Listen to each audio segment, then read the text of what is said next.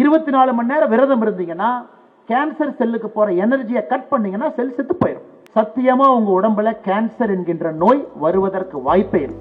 இவர் சொல்றதுல ஒரு சில விஷயங்கள் உண்மைதான். ஆரோக்கியமா இருக்கணும், ஸ்போர்ட் விளையாடணும், ஃபங்க்ஷனலா இருக்கணும், வேற எதுவும் கூட இருக்கலாம். ஆனா கேன்சர் செல் அதனால செத்து போகுமா அப்படின்னு கேட்டா இல்ல.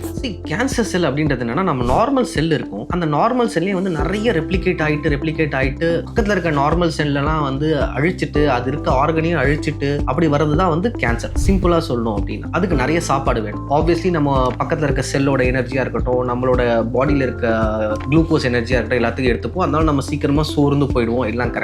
பட் இந்த மாதிரி வீடியோலாம் பார்த்துட்டு எஸ்பெஷலி கேன்சருக்கு ட்ரீட்மெண்ட்ல இருக்க பேஷண்ட்ஸ் நானும் சாப்பிடாம விரதம் இருப்பேன், எனக்கு சரியாயிடும் அப்படின்னு நினைச்சீங்கன்னா டெஃபினட்டா கிடையாது. ஏன்னா டயட் இஸ் இம்பார்ட்டன்ட். நீங்க வந்து நல்ல சாப்பாடு சாப்பிடணும். இன்ஃபேக்ட் நீங்க கேன்சர் ட்ரீட்மெண்ட்ல இருக்கீங்கனாலே உங்களோட ட்ரக்ஸ், உங்களோட கீமோதெரபி ட்ரக்ஸா இருக்கட்டும், எல்லாமே அது உங்களுக்கு ஆக்ட் ஆகணும்னா உங்களோட இம்யூனிட்டி லெவலா இருக்கட்டும் எல்லாமே கரெக்டா இருக்கணும். அப்பதான் அந்த ட்ரக் வந்து நல்லா ஆக்ட் ஆகி உங்களுக்கு ஒரு நல்ல ரிசல்ட் கிடைக்கும். ஸோ அவ்வளவுதானே தவிர நீங்க இந்த மாதிரி சாப்பிடாம இருந்து உங்களுக்கு மால் அப்சார்ப்ஷன்லாம் ஆயிடுச்சுன்னா நீங்க எடுக்கிற ட்ரீட்மெண்ட்டே வந்து ரொம்ப எஃபெக்டிவா இல்லாம அதனால உங்க பாடி இன்னும் நிறைய டேமேஜ் ஆகிறதுக்கான சான்சஸ் தான் நிறைய. ஸோ இந்த மாதிரி வீடியோஸ்லாம் பார்த்து தயவு செஞ்சு இன்ஸ்பயர் ஆகாதீங்க. ஒருவேளை இன்ஸ்பயர் ஆயிட்டீங்கன்னா கூட தயவு செஞ்சு போய் பக்கத்தில் இருக்க டாக்டர் கிட்ட ஒரு டவுட் கேட்டுருங்க, என்ன டாக்டர் இப்படிலாம் பார்த்தேன் கரெக்டா தப்பான்னு. ஸோ உங்க டாக்டர் உங்களை கரெக்டாக கைட் பண்ணுவாங்க. So be aware, take care.